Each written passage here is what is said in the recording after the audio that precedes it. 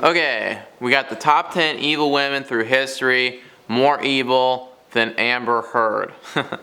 Oh man, alright.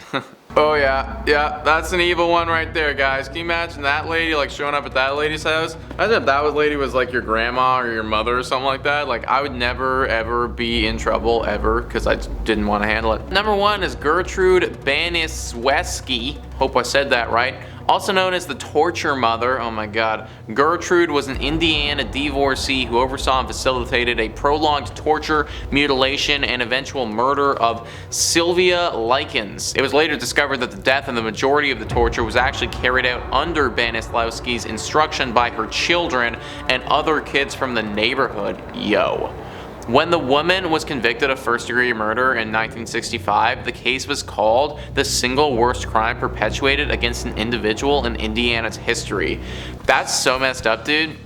Literally, you just like facilitate it and you get your kids and what? Like, and those children, like, what did they grow up to be? Like, what did they think was right? Like, I actually I gotta watch a documentary on that, man. Like, I didn't even know about that before. That's crazy. Number 2 is Aileen Wuornos. Aileen Wuornos was one of the most infamous American female serial killers.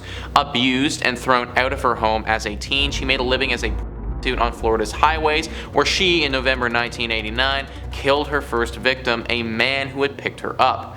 Wuornos went on to kill at least 5 other men before she was eventually caught, convicted, and placed on death row. Though her sanity was questioned, Wuornos was executed by lethal injection in 2002. I mean, it's so, like, obviously what she did was unforgivable, and that's horrible, but it's so sad when you look back at why these people became the people that they became.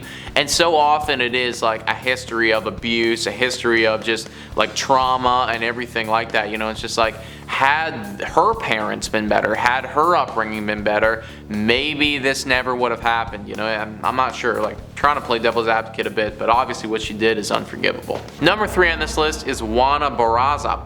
Born in 1957 to an alcoholic mother, Juana Barraza is a former Mexican professional wrestler and one of the most prolific serial killers in Mexican history.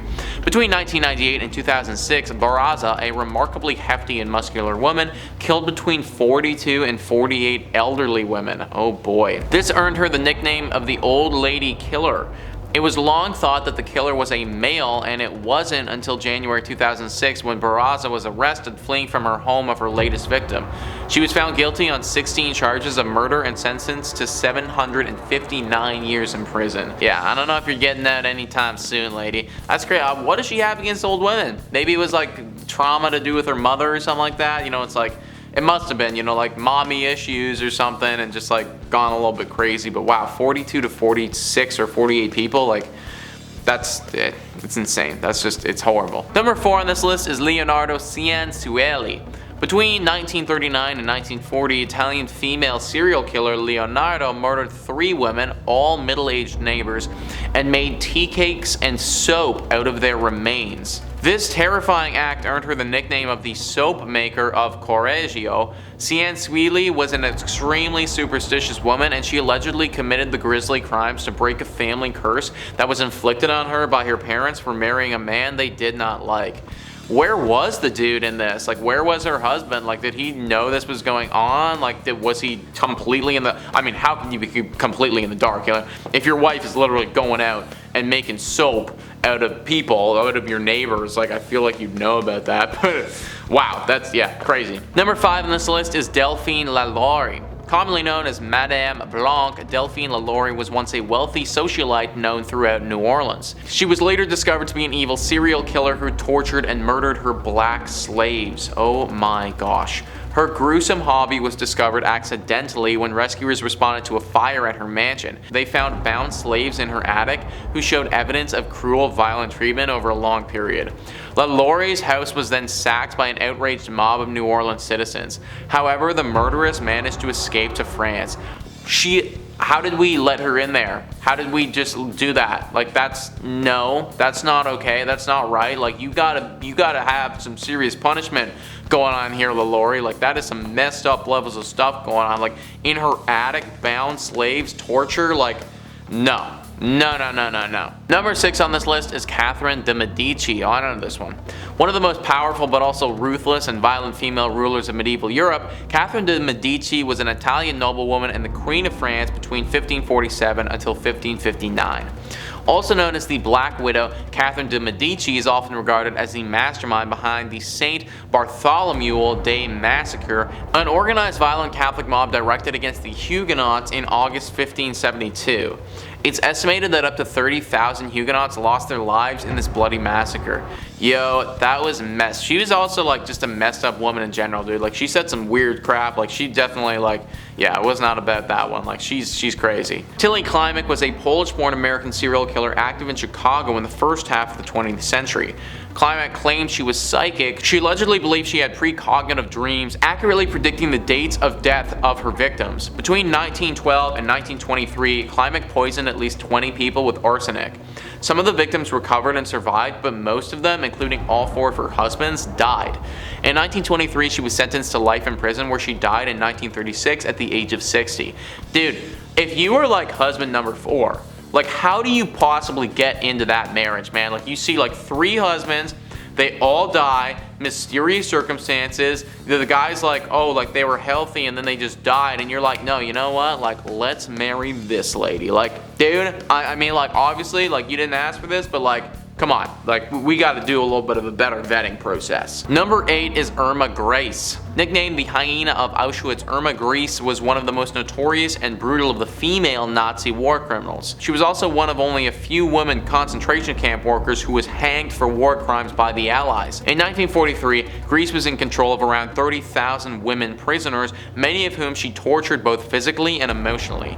She wore heavy boots, carried a whip and a gun, and enjoyed shooting prisoners in cold blood. Survivors reported that she seemed to derive great sexual pleasure from these acts. Wow, dude. Yeah, no, man, I can't even, it's hard to, like we've all learned about it and everything like that, but it's really very difficult, and in fact, I think it's impossible to even try and put yourself in the shoes of the people who would have had to go through that. Like, you can't, you actually can't. You can read about it, but we're never really gonna know.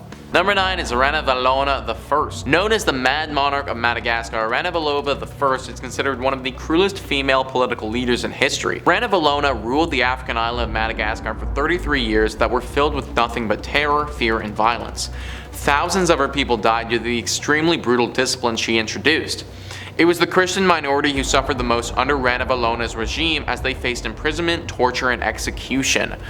Dude, that's not cool, Ranavalona. Also, like, I will say that is a really cool name, just extremely hard to say. See if you guys can say that 5 times fast. I challenge you to do that. Ranavalona, Ranavalona, Ranavalona, Ranavalona, Ranavalona. Oh, okay, actually, maybe not as hard as I thought. And last but not least, wow, alright, we got an old one right here, guys. Mary Tudor, the only child of King Henry VIII and Catherine of Aragon to survive in adulthood. Mary Tudor was the very first Queen of England. However, she is remembered as one of the most bloodthirsty, tyrannical, and evil women in English history. Known as Bloody Mary, she is best known for her brutal religious persecutions of Protestants and the executions of over 300 subjects. She also had her first cousin, Lady Jane Grey, who also wanted to claim the throne, beheaded. Not cool, dude. Not cool. Why are we doing this against the Protestants? Why are we beheading our cousins? Like, come on, Mary. Like, that's not, you know, like, we gotta tone it down. You know, tyrannical. I don't want to use that word to describe people, but I imagine that's what you were. Anyways, guys, those were some evil women, man. I mean, like, come on, they're not even close to Amber Heard. Like, way more evil than anything, like, I know about today. You know, like, these people were messed the heck up, guys. But comment down below what you thought about all of them. Please hit the like and subscribe button. Thank you so much for watching. I've been your host, Nicholas Playlog, and I'll catch you next time. Number 4 on this list is Leonarda Cianciulli. She was later discovered to be an evil serial killer who tortured and murdered her. She was later discovered to be an eerie. What is that?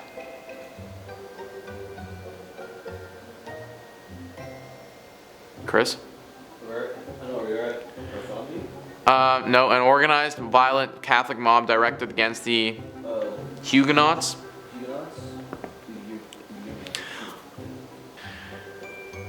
Yeah, nuts. Oh, Jesus Christ. Alright, number 7 looks a little, yeah, okay. She allegedly believes she had Number 9 is a Ranavalona.